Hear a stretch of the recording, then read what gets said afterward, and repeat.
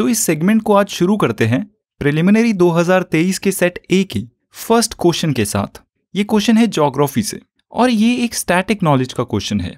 इसमें एस्पिरेंट की major river और मेजर लेक्स जो कि है झेलम रिवर, कृष्णा रिवर और गंधक रिवर, और लेक्स में वुलार लेक, कोलेरू लेक और कन्वर लेक। अब इसका पहला ऑप्शन जिसमें पूछा गया है कि क्या झेलम रिवर वुलार लेक से पास होती है, तो ये एक स्टैंडर्ड नॉलेज है जो अगर आपने अपने ज्योग्राफी प्रिपरेशन में मेजर इंडियन रिवर्स के बारे में पढ़ा हो या फिर आपने इंडिया की मेजर लेक्स के बारे में पढ़ा हो तो आपको झेलम रिवर या फिर वुलार लेक की ये बेसिक नॉलेज आपको होनी चाहिए।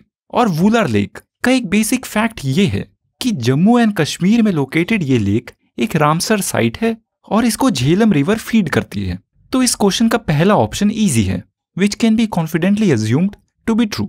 और क्वेश्चन सॉल्व करते टाइम किसी भी एक ऑप्शन का कॉन्फिडेंटली पता चलना कि वो सही है या फिर गलत है एक अचीवमेंट होती है, बिकॉज उससे ऑप्शंस का एलिमिनेशन किया जा सकता है और फिर ऑप्शंस रिड्यूस हो जाते हैं।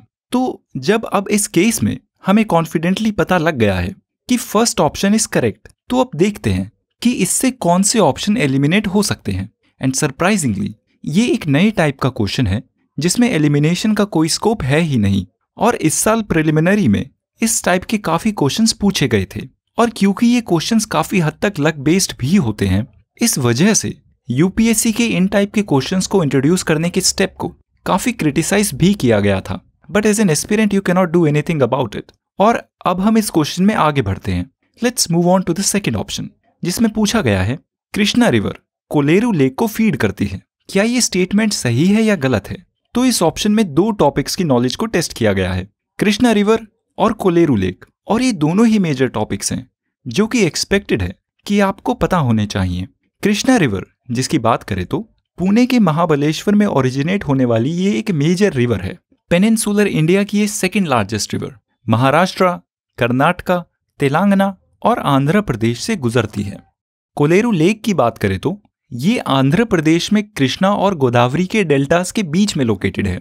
ये एक आर्टिफिशियल लेक है और ये आपको पता होना चाहिए क्योंकि प्रिलिमिनरी 2018 में इस नॉलेज को टेस्ट किया जा चुका है and you must be aware of all the previous year questions. अब अगर आपको कोलेरू लेक की बेसिक नॉलेज या फिर कृष्णा रिवर की एक्सटेंसिव नॉलेज है तो आप बता सकेंगे कि गोदावरी या फिर कृष्णा रिवर में से कोई भी रिवर इस लेक को डायरेक्टली फीड नहीं करती, जैसे कि झेलम रिवर वुलार लेक को फीड करती है। ये स्टेटमेंट इतनी आसान नहीं है compare to the first statement, पर ये अनसॉल्वेबल भी नहीं है। तो इस ऑप्शन को इनकरेक्ट एज्यूम करते हुए let's move on to the third option जिसमें स्टेटमेंट दी गई है meandering of Gandak river forms Kanwar lake.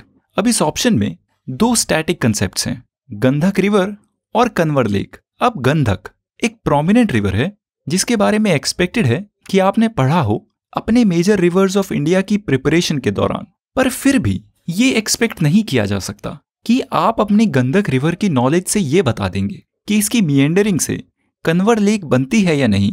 ये एक काफी नीश नॉलेज है विच इज एक्सपेक्टेड कि स्टूडेंट को ना पता हो। तो फिर यूपीएससी ने ऐसा क्वेश्चन क्यों पूछा? इसका आंसर है नवंबर 2020 में हुआ एक मेजर करंट अफेयर इवेंट जब ministry of environment, forest and climate change ने बिहार में लोकेटेड कन्वर लेक को रामसर साइट का टैग दिया था। और अगर आपने उस समय के करंट अफेयर इवेंट्स में कन्वर लेक पर नोट्स बनाए हो या आपने पास्ट करंट अफेयर इवेंट्स की स्टडी करी हो तो आपको जरूर पता होना चाहिए कि कन्वर लेक की ओरिजिन हिस्ट्री क्या है, और फिर ये ऑप्शन इजीली सॉल्व हो जाता। कन्वर लेक की बात करें तो बिहार के बेगूसराय में लोकेटेड इस लेक को 2020 में रामसर साइट डिक्लेयर किया गया था। बिहार की ये पहली रामसर साइट है और ये बूढ़ी गंडक रिवर की मिएंडरिंग से बनी है, ना कि गंडक रिवर की मिएंडरिंग से। और विकिपीडिया जो एक बहुत अच्छा प्राइमरी सोर्स है प्रिपरेशन के लिए, उस पर अगर आप कन्वर लेक के बारे में पढ़ें तो पहली ही इंफॉर्मेशन जो कन्वर लेक के बारे में दी गई है वो ये ही है कि ये एक रेजिडुअल ऑक्सबो लेक है जो बूढ़ी गंडक रिवर की मिएंडरिंग से बनी है। तो कन्वर लेक की इस बेसिक नॉलेज से हम थर्ड ऑप्शन को कंक्लूसिवली आंसर कर सकते हैं कि ये ऑप्शन गलत है। तो हमने तीनों ऑप्शंस को कंक्लूसिवली सॉल्व कर लिया है। पहली स्टेटमेंट इजी थी, दूसरी स्टेटमेंट मॉडरेटली इजी थी और तीसरी स्टेटमेंट कन्वेंशनल पर्सपेक्टिव से मुश्किल है पर करंट अफेयर पर्सपेक्टिव से एक इजी स्टेटमेंट है और वो भी गलत है। तो we'll mark the option A, that is only one statement is correct. इस क्वेश्चन से हमें क्या सीख मिलती है? पहली, सभी मेजर रिवर्स एंड लेक्स की बेसिक नॉलेज को आप पढ़ लें, इनके origin, sources, path, special features वगैरह। और इन सभी डिटेल्स के लिए विकिपीडिया एक ब्रिलियंट सोर्स है। खुद सभी लेक्स और रिवर की लिस्ट बनाएं और फिर विकिपीडिया से डिटेल्स निकालकर अपने पर्सनल नोट्स को इलैबोरेट करें। दूसरी लर्निंग, तीसरा ऑप्शन एक काफी अच्छा एग्जाम्पल है कि कैसे करंट अफेयर्स इंपॉर्टेंट है स्टैटिक के लिए भी।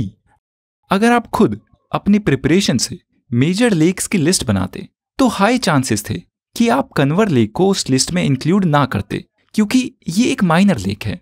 पर अगर आप करंट अफेयर इवेंट्स को फॉलो करते हैं तो उसमें कन्वर लेक एक मेजर इवेंट का पार्ट था, और अगर उस इवेंट के समय पर आप कन्वर लेक को अपने नोट्स में इंक्लूड करते तब फिर ये नॉलेज स्टैटिक के पोर्शन में आपकी हेल्प करती। और तीसरी लर्निंग, इन नए टाइप के क्वेश्चंस में एलिमिनेशन का कोई स्कोप नहीं है।